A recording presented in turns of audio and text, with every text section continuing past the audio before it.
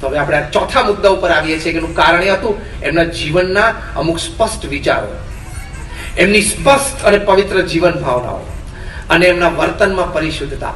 પ્રમુખ સ્વામીના જીવનમાંથી આપણે ઘણું બધું શીખવાનું છે.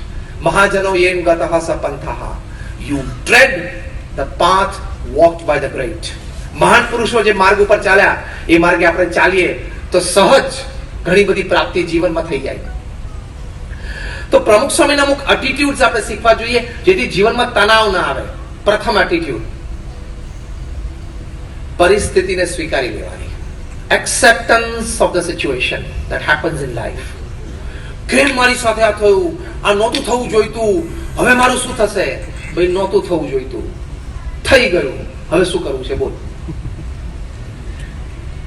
નહોતું થવું જોઈતું, થઈ ગયું, હવે શું કરવું છે બોલ. Acceptance of the situation. નાની નાની વાતમાંથી આ જન્મે છે. પ્રમુખ સ્વામી મહારાજ ન્યુયોર્કમાં હતા. રૂમ બહુ નાની હતી. કોઈ સંતે કહ્યું પ્રમુખ સ્વામી મહારાજને કે રૂમ બહુ નાની છે. પ્રમુખ સ્વામી મહારાજે કહ્યું કે રૂમ નાની હોય ને સારું, પાવર ઓછો પડે. એક જ અઠવાડિયા પછી પ્રમુખ સ્વામી મહારાજ ટોરન્ટોમાં હતા. સ્પેશિયસ રેસિડન્સ હતું. રૂમમાં બેઠા હતા અને એ જ વ્યક્તિએ પ્રમુખ સ્વામી મહારાજને કહ્યું કે સ્વામી આવી મોટી રૂમ હોય ને તો સારું. સ્વામી કે આ મોટી રૂમ હોય તો સારું, વધારે લોકો બેસી શકે. See, he was comfortable in a small room, he was comfortable in a larger room. પ્રમુખ સ્વામીના જીવનમાં ક્યારે એવું બોલ્યા નથી કે આ મને ન ફાવે, આ મને ન ગમે, આ મને અનુકૂળ નથી, મને આ ફાવતું નથી. નેવર. બધું જ ફાવે, બધું જ ગમે. See, you have to develop your defense system. અભિગમ. કોઈ પણ પરિસ્થિતિમાં આપણે એડજસ્ટ થઈ જવાનું. પ્રમુખ સ્વામી એક સરસ વાત કરતા કે થોડું પાણી જેવું કેરેક્ટર રાખવાનું. પાણીને તમે જે વેસલમાં નાખો એનો શેપ પકડી લે. પાણીને તમે ગ્લાસમાં નાખો એ ગ્લાસનો આકાર પકડી લે, ટબલરમાં નાખો એટલે ટબલરનો આકાર પકડી લે, ડોલમાં નાખો એટલે ડોલનો આકાર પકડી લે. એમ થોડું વોટર જેવું પણ કેરેક્ટર રાખવાનું. પરિસ્થિતિને સહજ રીતે અનુકૂળ થઈ જવાનું. આપણા લગ્ન જીવનમાં મેક્સિમમ 70% મેચિંગ આવતું હોય, 30% તો એક્સેપ્ટન્સ હોય જ છે ને.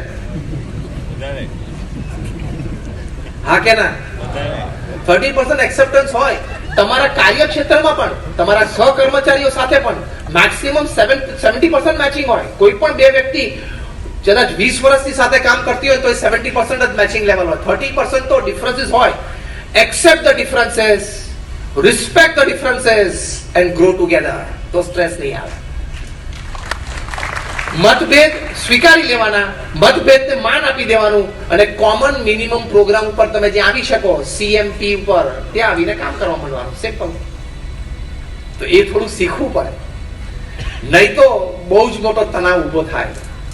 કોઈ જગ્યાએ ન ફાવે, કોઈ જગ્યાએ ન ગમે. પ્રમુખ સ્વામી મહારાજના જીવનમાંથી એક બીજો અભિગમ સરસ શીખવાનો. કદાચ તમને આશ્ચર્ય થશે કે પ્રમુખ સ્વામી મહારાજને એમના જીવનમાં જેટલા ભવ્ય સન્માનો થયા છે ને એટલા જ ભયંકર અપમાનો પણ એમના થયા છે. અમે એમને દરેક પરિસ્થિતિમાં ખૂબ સ્થિર જોયા છે, ધીર જોયા છે, ગંભીર જોયા છે, and with a smiling face. આ બહુ જ અઘરું છે. પ્રમુખ સ્વામી મહારાજ આ બધી વાત એક દ્રષ્ટાંત દ્વારા બહુ સરસ સમજાવતા. જે એટીટ્યુડ સ્ટ્રેસ ફ્રી લાઈફ માટે બહુ જરૂરી છે. પ્રમુખ સ્વામી મહારાજ એમ કહેતા કે કોક તમને એમ કે ગધેડો છું, કોક આપણે કે ગધેડા જેવો છું, તો આપણે કેટલું લાગી આવે, કેટલું દુઃખ થાય, કદાચ આપણે રિએક્શન પણ આપીએ. પ્રમુખ સ્વામી મહારાજ શીખવાડતા હતા કે ગમે તે આવીને કાંકરી નાખી જાય અને આપણું ટર્બ્યુલન્સ વધી જાય એટલા તો વીક અને ચીપ આપણે ક્યારે રહેવું જ નહીં. બોલનારો તો બોલી જાય.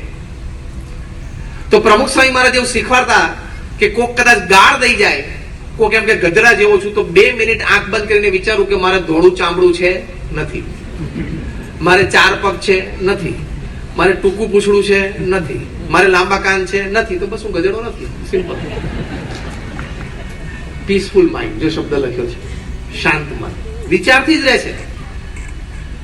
આખી દુનિયા એમ કહે છે કે મહાભારત દ્રૌપદીને લીધે થયું. પ્રમુખ સ્વામી મહારાજનો ઓપિનિયન જુદો છે. પ્રમુખ સ્વામી મહારાજે કહ્યું કે દ્રૌપદી આવું બોલ્યા. આપણે માનીએ છીએ કે એને દુર્યોધનને કીધું કે અંધના તો અંધ જ હોય ને, દુર્યોધનના અભિમાન ગવાયું અને પછી એને એક પણ લીધું અને પછી એમાંથી આખું મહાભારતનું સર્જન થયું. Pramukh Swami Maharaj looks this incident from a different angle. Stress free angle માટે બોલતા હતા, પીસફુલ પોઈન્ટ માટે બોલતા હતા. પ્રમુખ સ્વામી મહારાજ કહેતા હતા કે દ્રૌપદી ના બોલ્યા તો કદાચ બીજું કોક બોલત. મૂળ દુર્યોધનમાં આત્મનિષ્ઠાની ખામી હતી અને શબ્દ લાગી ગયા, એનો પ્રશ્ન થયા ને. બોલનારાનો તૂટો નથી, બોલનારો તો બોલી જવાના. તમારી ડિફેન્સ સિસ્ટમ વીક છે એનો પ્રશ્ન છે ને. આખી દુનિયા દ્રૌપદી માટે કહે છે કે એના લીધે મહાભારત થયું. પ્રમુખ સ્વામી કહેતા કે દુર્યોધનમાં ખામી હતી, સમજણની ખામી હતી. એની ડિફેન્સ સિસ્ટમ સ્ટ્રોંગ નથી કે શબ્દ તો કોઈ મારે પણ મને લાગવા ના જોઈએ. રેઇનકોટ પહેરી લેવો જોઈએ ને. બીજો એક દ્રષ્ટિકોણ પ્રમુખ સ્વામી શીખવાડતા હતા કે કોઈ એમ કે તમે ગધેડા જેવા છો તો બહુ શાંતિથી કેવું, જેમ અહીંયા ડોક્ટર હર્ષદ બેઠા છે એની સામે જો એમ કહો કે doctor Ankit please come here, તો તમે શું કહો? હું અંકિત નથી. એમ કોઈ આપણને એમ કે તમે ગધેડા જેવા છો તો આપણે કહું ના ભાઈ હું કાંતિભાઈ છું, ગધેડો નથી. બહુ શાંતિથી ઠંડા કરે છે કે ભાઈ મારું નામ કાંતિ છે. ત્રીજી એક વાત પ્રમુખ સ્વામી શીખવાડતા, કોક તમને કઈક વસ્તુ આપે અને તમે એને લો નહીં, તે વસ્તુ ક્યારે એની પાસે રહે તો વચ્ચે પડે. કોક ગધેડો કે શું કામ લો છો? હસવાનું પ્રેમ તેની સામે, સ્માઇલ આપવાની. A smile has the power to break rocks. તો આ સ્ટ્રેસ ફ્રી લાઈફ માટે અભિગમ બહુ જરૂરી છે.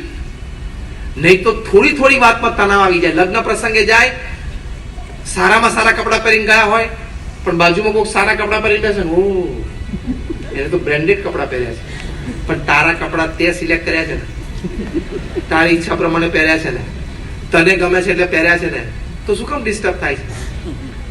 સારામાં સારા કપડા પહેરીને તમે રિસેપ્શનમાં કે પાર્ટીમાં ગયા, તમારો મૂડ જો 5 મિનિટમાં ઉતારી દેવો હોય ને તો કોઈ ઉતારી શકે. હું તમને તરકીબ આપું છું, અજમાવતા નહીં. 3 વ્યક્તિઓને તૈયાર કરવાના. પહેલી વ્યક્તિ જઈએ આવું શું પહેરી લાવ્યો તું, બસ આટલું જ કે ભાઈ જતો રહે. પાછું 2 મિનિટ પછી કોઈ વ્યક્તિ is this a combination of this place, આ જગ્યાએ આવું કોમ્બિનેશન પહેરાય.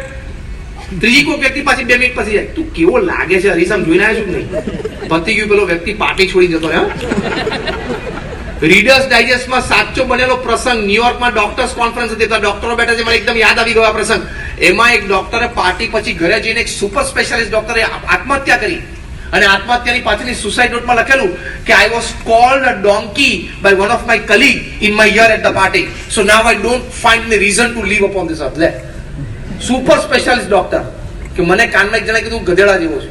આપઘાત કર્યો. રીડર્સ ડાયજેસ્ટમાં આર્ટિકલ હતો આ.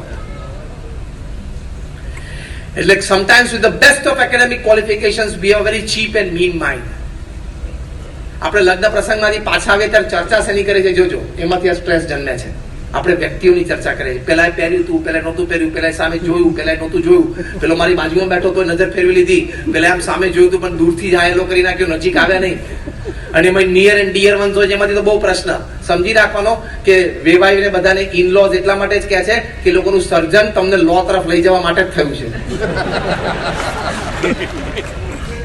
Because they take you to law, they are called in-laws. ખબર જ છે, પછી શું કામ સ્ટ્રેસ લાવવાનો? આની ચર્ચા થાય છે. Mean minds, they discuss people. Average minds, they discuss events. And great minds, they discuss ideas. Now check yourself, where do you fall? બહુ ચીપ માણસ હોય ને એ બધા માણસોની ચર્ચા કરે. એવરેજ સ્વાસ્થ્ય માનસિક હોય ને એ પ્રસંગની ચર્ચા કરે. અને ગ્રેટ માઇન્ડ્સ ડિસ્કસ આઈડિયાઝ. એમાંથી આ જનરેશન થાય છે. તો તણાવ ન લાવવો હોય તો ખોટી ચર્ચા કરવાની જરૂર નથી. આ પ્રેક્ટિકલ એક એટીટ્યુડ પ્રમુખ સાહેબ મારા જીવનમાંથી શીખવાનો. પીપલ આર પીપલ, લોકો તો લોકો જ છે. એક આ એટીટ્યુડ. ત્રીજો એક અભિગમ પ્રમુખ સ્વામી મહારાજના જીવનમાંથી શીખવાનો સ્ટ્રેસ ફ્રી લાઈફ માટે. આ બધા આપણે સોશિયલ રિલેશનશિપ સંબંધી એટીટ્યુડ શીખીએ છીએ. પ્રમુખ સ્વામી મહારાજ 1984 બેલ્જિયમ હતા. ડોક્ટર શાહને તેમનો ઉતારો હતો. ડોક્ટર શાહે પૂછ્યું પ્રમુખ સ્વામી મહારાજને કે સ્વામી, અમે તો કોઈ વ્યક્તિનો દુર્ગુણ જોઈએ, કોઈનો અવગુણ જોઈએ તો કાયમ માટે અમારા મનમાં એ વાત ચોંટી જાય છે, પછી એ વ્યક્તિને અમે એ જ દ્રષ્ટિકોણથી જોઈએ છીએ. જ્યારે તમે તો આખી દુનિયામાં ફરો છો, લાખો લોકોને મળો છો, ઘણા બધાની ખામીઓ તમને ખબર છે, તમને વ્યક્તિગત વ્યક્તિએ જ વાત કરી હોય, છતાં તમે દરેક વ્યક્તિ સાથે પ્રેમથી રહી શકો છો, આનંદથી રહી શકો છો, હળી મળી શકો છો. ઇન્ટુ બ્રેકેટ જ્યારે ઇલેક્શન આવે વોટ માંગવાનો હોય ત્યારે નહીં. જીવનકાળ દરમિયાન સુધી બધા સાથે હળી મળી શકો છો? કયા વિચારથી? ત્યારે પ્રમુખ સ્વામી મહારાજે સુંદર ઉત્તર આપેલો. પ્રમુખ સ્વામી મહારાજ બોલ્યા કે કોઈ વ્યક્તિમાં કદાચ 99 અવગુણ હોય, પણ એક ગુણ તો હોય ને. કાગડાની દ્રષ્ટિ પશુના શરીર ઉપર ચાંદુ હોય એની ઉપર હોય, અને વાછડાની દ્રષ્ટિ આંચળમાં હોય કારણ કે ત્યાંથી દૂધ મળે. એમ કદાચ કોઈ વ્યક્તિમાં 99 અવગુણ હોય, પણ એક ગુણ તો હોય ને. ભગવાન અને સંતની દ્રષ્ટિ એની ઉપર હોય. એમ આપણે જે પરિવારજનો આપણે સાથે રહીએ છીએ, જે સોશિયલ સર્કલ આપણે આપણી માટે નક્કી કર્યું છે, આપણું friend circle, relatives, neighbours, whatever, એનામાં ખામીઓ છે, પણ you have accepted that person in your life. તમે એ વ્યક્તિને તમારા જીવનમાં મિત્ર રૂપે કે સગાવાલા રૂપે સ્વીકાર કર્યો છે, તો પછી એક્સેપ્ટ ઇન ટોટાલિટી, પૂર્ણ રીતેનો સ્વીકાર કરવાનો. તો સ્ટ્રેસ નહીં જન્મે, તો તણાવ નહીં આવે. એક બીજો દ્રષ્ટિકોણ પ્રમુખ સ્વામી શીખવાડ્યો, રિમેઇન ઓલવેઝ પોઝિટિવ. ગમે તેવી દુર્ઘટનામાં પણ સવળો વિચાર રાખવો. કારણ કે ઘટના તો એકવાર ઘટી ગઈ, એને તમને એકવાર માર્યા, પણ એના માટે નેગેટિવ વિચારો કરી તમે તમારી જાતને વારે વારે મારો છો. પ્રમુખ સ્વામી મહારાજ એક વખત કહ્યું, સ્વામી આ ફાર્ગો ગાડી છે ને, 70s માં પ્રમુખ સ્વામી મહારાજ વિચરણ માટે ગાડી વાપરતા, કે આ ફાર્ગો ગાડી બહુ અપશુકનિયાળ છે. પ્રમુખ સાહેબ પૂછ્યું કેમ? તો કે સ્વામી આના વર્ષમાં 3 એક્સિડન્ટ થયા. સ્વામી કે બહુ શુકનિયાળ છે, 3 એક્સિડન્ટ થયા પણ કોઈ મર્યું નહીં. See, the angle is different. જીવનમાં નાના નાના પ્રસંગો બને, એમાં સવડી દ્રષ્ટિ રાખીએ ને તો તણાવ ન જન્મે. એટલે સવડી દ્રષ્ટિ રાખવાની. પાંચમી એક વાત એટીટ્યુડની બહુ સુંદર છે, આ બહુ ધ્યાન રાખીને સાંભળજો, કે there is always a 60 plus 20 plus 10 plus 10 relationship.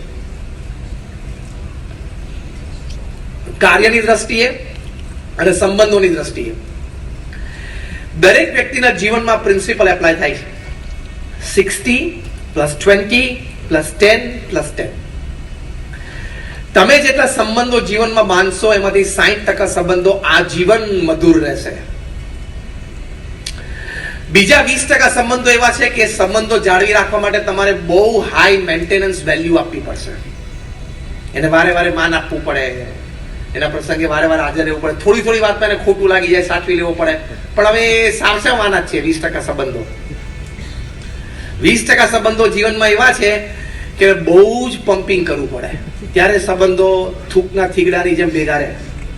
કેટલા થયા? 80. બીજા 10% સંબંધો દરેક વ્યક્તિના જીવનમાં એવા છે કે બગડે જ. સ્વીકારી લેવાના કે મારો 20 વર્ષ જૂનો મિત્ર આવું કરે, આ 10% વાળો છે. 10% of the relationships are bound to get broken. એ સમજી રાખે તો તણાવ ના આવે જીવનમાં, પીસફુલ માઇન્ડ રહે. 10% સંબંધો તો જીવનમાં તૂટવાના જ.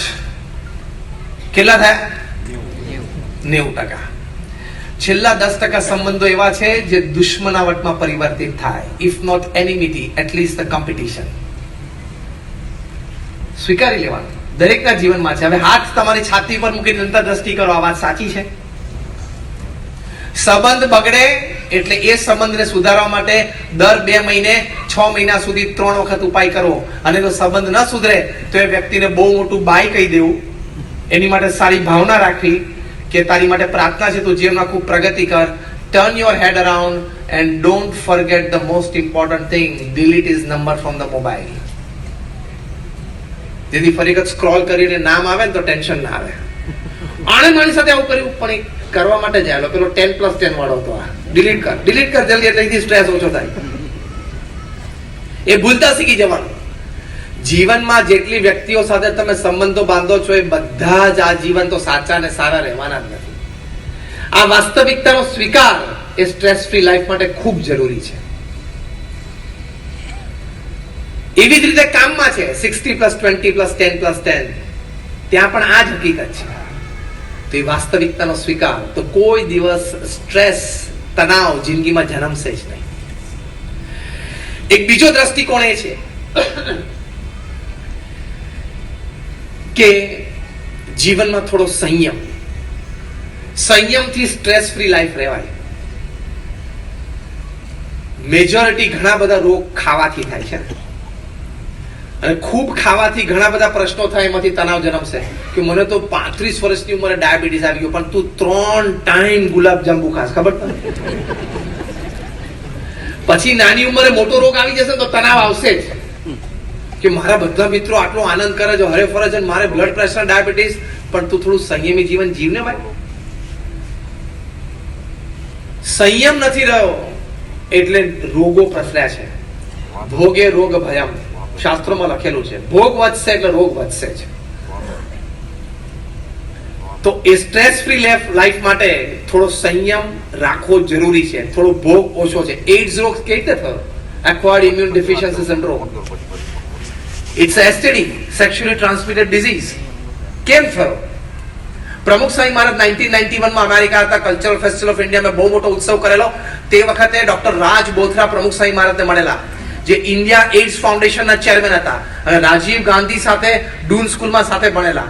રાજીવ ગાંધી જ્યારે પ્રધાનમંત્રી હતા ત્યારે ડોક્ટર રાજ બોથરાને ભારતમાં બોલાવી ઇન્ડિયામાં એઇડ્સનું શું પિક્ચર છે એનો એક સર્વે કરાવડાવેલો. ડોક્ટર રાજ બોથરા, જે પ્રતિષ્ઠિત ભારતીયોનું સન્માન અમે મંચ ઉપરથી રોજ સાંજે 1 મહિના સુધી આ ઉત્સવમાં કરતા, તેમાં એમનું સન્માન હતું. એમણે પ્રમુખ સ્વામીની વ્યક્તિગત મુલાકાત વખતે બહુ જ એક સુંદર પ્રશ્ન પૂછ્યો કે સ્વામી, આ એઇડ્સ રોગ એવો છે કે 2050ની સાલ સુધીમાં તો જે પરિસ્થિતિ સમાજની થવાની છે, ઘણા દેશોમાં તો રોડ ઉપર લાશો પડી હશે, ઉપાડનાર કોઈ નહીં હોય. ઘણા બધા દેશોમાં ગંભીર પરિસ્થિતિ છે. સાઉથ આફ્રિકામાં તમે બોટ્સવાના બધી જગ્યાએ જાઓ તો it's a fully blown disease in the society. સાઉથ આફ્રિકાના પ્રેસિડેન્ટ નેલ્સન મંડેલાના દીકરાનું મૃત્યુ પણ આના લીધે થયું. ડોક્ટર રાજ બોથરા કે સ્વામી, અમે ઘણા બધી વાત બાળકોને નાનપણથી ટેક્સ્ટ બુકમાં નાખીને સમજાવીએ છીએ. અમે હોર્ડિંગ્સ ઉપર આની ચેતવણી મૂકીએ છીએ. આના રિહેબિલિટેશન સેન્ટર્સ અમે ખોલ્યા છે, પણ કોઈ રીતે આ રોગ નાથી શકાય એમ નથી. તમારી પાસે કોઈ ઉપાય છે? ત્યારે પ્રમુખ સ્વામી મહારાજે પોતાના શાણપણમાંથી, અનુભવમાંથી અને શાસ્ત્રોના સારરૂપે એક સુંદર વાત કરી કે આપણા શાસ્ત્રોમાં, આપણા ઋષિમુનિએ લખ્યું છે કે એક સ્ત્રી સદા બ્રહ્મચારી, પુરુષ માટે એક સ્ત્રી અને સ્ત્રી માટે એક પુરુષ. આ નિયમ જ્યાં સુધી નહીં પડે, આ સંયમ જ્યાં સુધી નહીં આવે, ત્યાં સુધી એઇડ્સ રોગ ઉપર કંટ્રોલ નહીં જ આવે. ડોક્ટર રાજ બોથરાને આ વાત ગમી અને એમને 1995 થી આજ સુધી ઇન્ડિયા એઇડ્સ ફાઉન્ડેશન એ સંસ્થાનું મુખ્ય સૂત્ર પ્રમુખ સ્વામી મહારાજના માર્ગદર્શન પ્રમાણે બનાવ્યું, આ એડવાઇસથી બનાવ્યું કે many poses with one instead of one pose with many. આ સંયમ.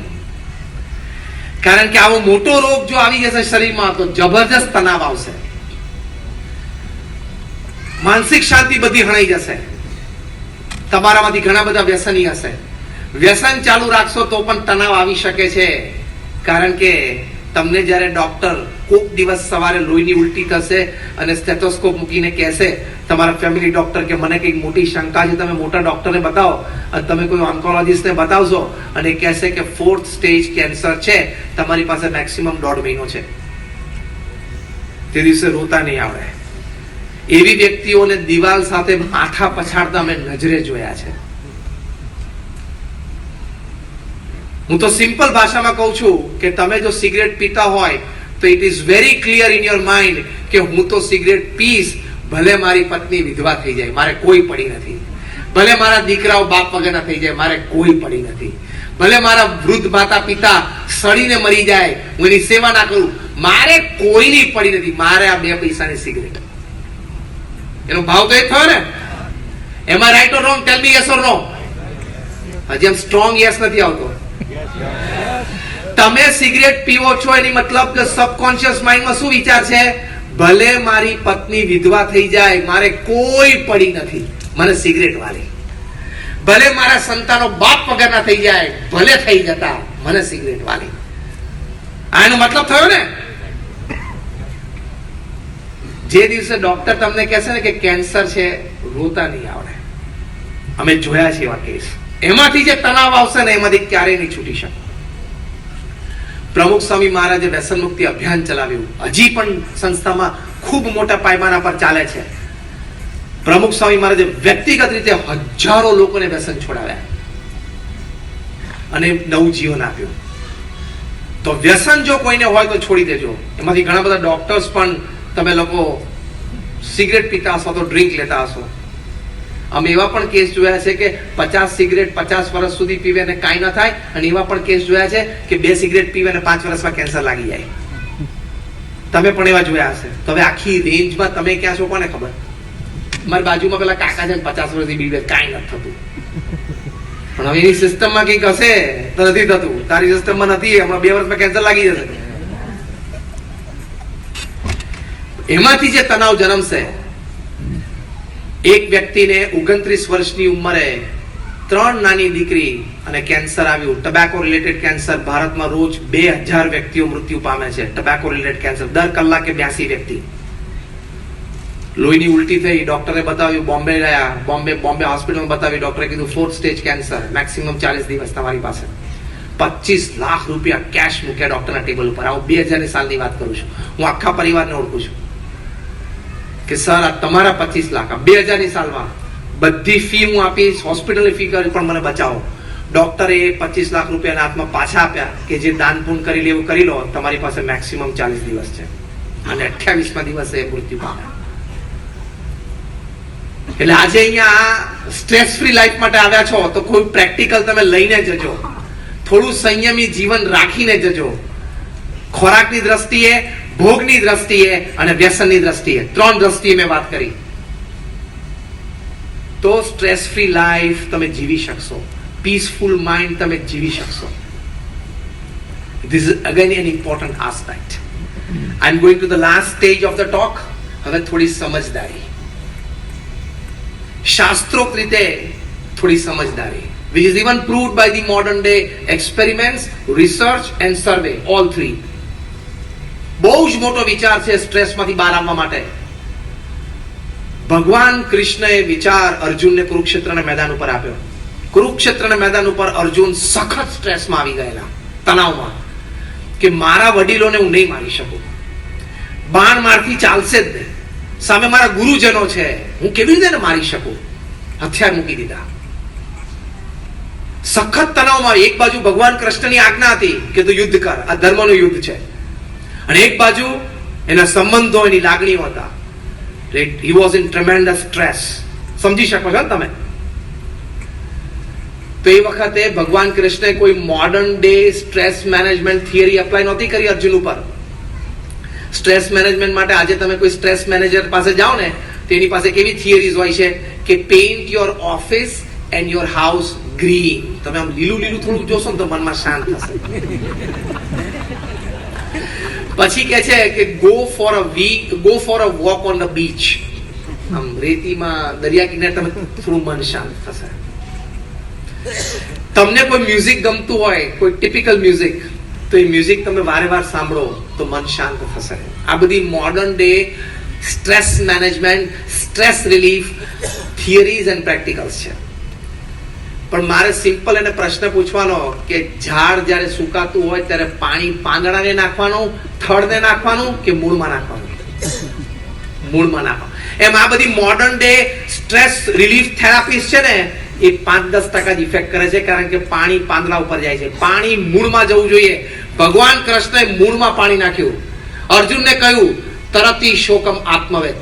તું માન કે તું આત્મા છું, તું આ દેહ નથી. તારા કેટલાય જન્મ થઈ ગયા, કેટલાય જન્મ થશે. This is a transit. We feel that we are spiritual beings on a human journey. Forget it. This is a short human journey. We are spiritual beings. આપણે આધ્યાત્મિક છીએ, આપણે આ દેહ નથી. આ 60-70 વર્ષની રમત છે. એમાં તમને એક કેલ્ક્યુલેશન કરાવો તો તમે સ્ટ્રેસમાં આવી જશો. બોલો, તમે દિવસમાં 8 કલાક સુવો છો, તમે એમ કહો કે નાનો 6 કલાક સુવું છું, તો જયારે નાના હતા ત્યારે 10 કલાક સુતા હતા, બુઢા થતો ત્યારે 10 કલાક સુશું, એવરેજ 8 કલાકની આવી જશે. એટલે 24માંથી 8 કલાક સુવો છો એટલે 1/3 of the day you are sleeping. 1/3 દિવસ તમે સુવો છો એટલે 1/3 જીવન પણ તમે સૂશો. ડિરેક્ટલી પ્રોપોર્શનલ ને. 24માંથી 8 કલાક સુવો છો એટલે 70 વર્ષ જીવશો, તો 23 વર્ષ તો તમારા ઊંઘમાં, ખાટલામાં જાય છે. તમને પોતાને ખબર નથી કે તમે અસ્તિત્વ ધરાવો છો. Forget you being an orthopaedic surgeon, forget you being a neuro surgeon. શું કોલર ઊંચા કરવાના? 70માંથી 23 વર્ષ તો તને ભાન નથી તું છું કે નહીં પૃથ્વી પર. તમે ખાલી રોજ 1.5 મિનિટ બ્રશ કરો ને તો જીવનના 120 દિવસ તો ખાલી બ્રશમાં જાય છે. હવે હું અરીસા સામેના સમય ગણાવતો નથી, કારણ કે ત્યાંથી પણ પાછો સ્ટ્રેસ જન્મે. અરીસા સામે ઉભા રહે એટલે દરેક વ્યક્તિને એમ થાય કે જો થોડુંક આ 10% કંઈક ભગવાને ગોઠવી દીધું હોત તો એકાદા વુડમાં હું ચાલી જાત. બોલીવુડ, ટોલીવુડ, કોલીવુડ, ફોલીવુડ, જે કંઈ વુડ, એકાદા વુડમાં આ 10% જો ગોઠવી દીધું હોત. પણ એ 10% રાખ્યું જ છે, નહીં તો થિયેટરમાં ઓડિયન્સમાં કોણ બેસે? બધા સ્ક્રીન ઉપર જતા રહેતો. એટલે એમાં અફસોસ સાથે પણ કોઈ જાતે સ્ટ્રેસ જન્મવા ના દેવો. ભગવાને જે મુખાકૃતિ આપી, જે સાઇઝ એન્ડ શેપ આપી, બધું બરોબર છે. તમે આમ જો, પછી આમ જો, પછી આમ ગોળ ફરીને આઈના સામે જો, હવે કોઈ ફેર પડવાનો નથી. નકામું સ્ટ્રેસ લાવવું કે 10% જો સુધારો થઈ ગયો હોત ને તો બહુ સારું હતું, પણ એ રાખ્યું જ છે. એટલે આ સ્ટ્રેસ માટે ભગવાન કૃષ્ણએ એમના કીધું કે come on Arjun, let's go to a beach. Kurukshetra પછી લડશું, ચાલો બીચ પર જઈએ. ભગવાન કૃષ્ણ એમના કીધું કે એમ કર, કુરુક્ષેત્રનું યુદ્ધ શરૂ થાય ને એ પેલા તારા આખો ચેરિયોટ આપણે ગ્રીન કરી નાખીએ, જેમ ઓફિસ ગ્રીન કરે, ઘર ગ્રીન કરે. ભગવાન કૃષ્ણ એમને વિચાર આપ્યો, તરતી શોકમ આત્મવેદ, you are not this body, you are the soul. 70-80 વર્ષ પૂરા થયા એટલે બધા સંબંધો પૂરા થઈ જાય છે. કરેલા કામ અને વેડફેલા કામ બે પૂરા થઈ જાય છે. બાંધેલા સંબંધો અને તૂટેલા સંબંધો બધું પૂરું થઈ જાય છે. તો ટાઈમ ઝોન ના ખાલી ફિક્શન મૂવીઝ નથી જોવાના. આવા પ્રસંગ બને ત્યારે ટાઈમ ઝોન માં જતું રહેવાનું કે આનો આ પ્રસંગ 40 વર્ષ પછી મારા લાઈફમાં કેટલો રેલેવન્ટ છે. નાના હતા ત્યારે એક મિત્ર સાથે લખોટી રમતા રમતા પણ ઝઘડેલા. એ વખતે લખોટીની ખૂબ કિંમત હતી અને લખોટી માટે આપણે મુક્કાબાજી પણ કરી લીધી, રડી પણ લીધું, કપડા પણ ફાડી નાખ્યા, આપણે ફાટી ગયા. આજે કોઈ લખોટી રમતું હોય તો આપણે સામે પણ નથી જોતા. ફિઝિકલ મેચ્યોરિટી આવી તો પણ આપણે એક પરિસ્થિતિ જે તણાવ જન્માતી હતી આપણા જીવનમાં એ જતી રહી. તો સ્પિરિચ્યુઅલ મેચ્યોરિટી આવે તો કોઈ પણ પરિસ્થિતિ આપણને તણાવ ના જન્માવી શકે. It has the power. ભગવાન કૃષ્ણે બીજી શીખ આપી કે મન મના ભવ, keep your mind engrossed in me. કે તારું મન છે ને તું મારામાં રાખ, બીજે ના ભટકવા દે. એટલે એવું નથી કે ખાલી ભગવાનના સ્વરૂપમાં મન રાખવું. ભગવાને આપેલા વિચારો જીવનમાં દ્રઢ કરવા, ભગવાને શીખવેલી વર્તનની વાતો જીવનમાં દ્રઢ કરવી, એ ભગવાનમાં મન રાખ્યું કહેવાય. ભગવાનના આદેશોનું પાલન કરવું એ ભગવાનમાં મન રાખ્યું કહેવાય.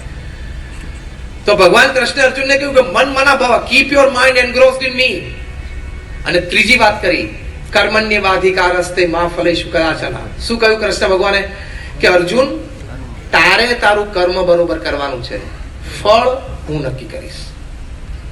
આ વાત તો ખરેખર બધા ડોક્ટરોના અનુભવમાં હશે. બોલો, તમે જે પેશન્ટ માટે એમ કહો કે આ પેશન્ટ છે એ જીવી જશે, વાંધો નહીં આવે, અને મરી જાય, અને જે પેશન્ટ માટે તમે કહો કે આ તો થોડા દિવસનો મહેમાન છે, 15 વર્ષ પછી લાઈનમાં જ પૈસા પેલી ટીકડી આપો, હા કે ના? જે હા માત્ર આંગળી ઊંચી કરો. ડોક્ટર્સ બધા આંગળી ઊંચી કરે. જો ધેટ મીન્સ તમે ખાલી પેલું RX લખીને નીચે પ્રિસ્ક્રિપ્શન જ લખો છો, એની લાઈફ તો ભગવાને નક્કી કરેલી છે. યસ ઓર નો? તમે પ્રિસ્ક્રિપ્શનમાં ટોપ લેફ્ટ ઉપર RX લખો છો, ખબર છે ને? એનો અર્થ કોને ખબર છે? આંગળી ઊંચી કરો. Just raise your hands if you know the meaning of it. Top left is RX. Yes, you gentlemen? Sorry? To take. You are very close, but I want a perfect meaning of it. Anybody else? Take you thou. That is the perfect. We must give him a big hand.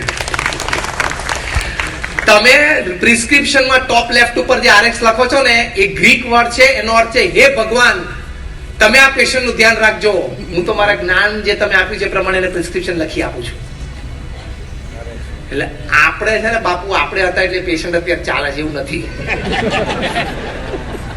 એ ભગવાને નક્કી કર્યું. બાકી simple patient simple surgery પણ fail જાય છે, ખબર છે ને? સિમ્પલ સર્જરી ફેલ જાય છે અને ક્રિટિકલ સર્જરી થોડા મહેનતમાં સક્સેસ જાય છે. ધેટ મીન્સ એટલે એ કર્મણ્યવાધિકારસ્તે મા ફલેષુ કદાચન. If there are 100 reasons for success in your work, there are 1000 reasons to bring failure in your life and your work which are not in your hands. એ હકીકત છે. તો આ ત્રણ અર્થ ભગવાન કૃષ્ણે અર્જુનને કયા, અને સ્ટ્રેસ ફ્રી થઈ ગયા, પીસફુલ માઇન્ડમાં આવી ગયા, યુદ્ધ ચાલુ કર્યું. તરતી શોકમાત્મવેદ મન મના ભવા એન્ડ કર્મણ્યવાધિકાર હસ્તે મા ફલેષુ કદાચના. આ ત્રણ વિચારમાં સ્ટ્રેસ ફ્રી લેવાની ખૂબ તાકાત છે. પ્રમુખ સ્વામી મહારાજને 1 કલાક સુધી એક વ્યક્તિ ખૂબ ખખડાવ્યા. પ્રમુખ સ્વામી બીમાર હતા, 101 ડિગ્રી તાવ હતો. ખખડાવવાનું મુખ્ય કારણ એ હતું કે તમે યુવાનોને ભણેલા ગણેલા અને ચાર્ટર્ડ એકાઉન્ટન્ટ, ડોક્ટર્સ, એન્જિનિયર્સ તમે દીક્ષા આપી દો છો, ભવિષ્યમાં સમાજમાં પ્રોફેશનલ્સની ખામી આવી જશે. અરે ભાઈ જેટલા છે એને પેલા નોકરી આપ. પ્રમુખ સ્વામી એક શબ્દ ના બોલ્યા. પ્રમુખ સ્વામી મહારાજ એમનું ખખડાવવાનું પૂરું થયું પછી પૂજ્ય વિવેક સાગર સ્વામી સાથે હતા. એમને તો 3 વખત પછી ઇન્ટરપ્ટ કરવાનો પ્રયત્ન કર્યો. પ્રમુખ સ્વામીને રોક્યા કે એમને જે બોલવું છે બોલી લેવા દો. પછી પ્રમુખ સ્વામી મહારાજે કહ્યું કે એમને સાહેબને જમાડી દેજો, જમવાનો ટાઈમ થયો છે. He was so peaceful. તમને 1 કલાક સુધી કોઈ ઇન્સલ્ટિંગ ભાષામાં બોલે અને તમે વ્યક્તિ માટે લંચ ટાઈમ ઘડિયાળમાં જોઈને સમજી શકો અને એની માટે ભોજનની વ્યવસ્થા કરી શકો, કેટલું પીસફુલ માઇન્ડ હોય. પ્રમુખ સ્વામીને પૂછ્યું સ્વામી આટલું બધું તમને બોલ્યા, ખખડાવ્યા, તો તમને આમ કેમ લાગ્યું નહીં? પ્રમુખ સ્વામી કે દેહને ગાળો થઈ ગયો છે ને આત્માને ક્યાં લાગે છે. What an understanding, what a defence system. Defence system કેટલી પાવરફુલ કહેવાય. નો ન્યુક્લિયર મિસાઇલ કેન પેનિટ્રેટ. ગમે તેવા ગાળના શબ્દો છે ને, એ પ્રમુખ સ્વામીનું જે બખ્તર હતું ને કે હું આત્મા છું, હું દેહ છું જ નહીં, એ જે બખ્તર હતું ને એને પેનિટ્રેટ ના કરી શકે. એટલે he was always cool, he was always calm, he was always stable and he was always free. એવી લાઈફ જીવે ત્યારે લાઈફ જીવી કહેવાય. એની માટે આ ડિફેન્સ સિસ્ટમ બહુ જ જરૂરી છે. છેલ્લી વાત કહીને પૂરું કરું. એક બહુ સારા રશિયન ઓથર છે રોન કુર્તુસ. એમણે એક સરસ પુસ્તક લખ્યું છે ધ 5 ચેમ્પિયન ક્વેશ્ચન્સ. એટલે કે જે 5 અગત્યના પ્રશ્નો જે તમે તમારી જાતને તમારે રોજ રાત્રે સૂતા પહેલા પૂછવાના.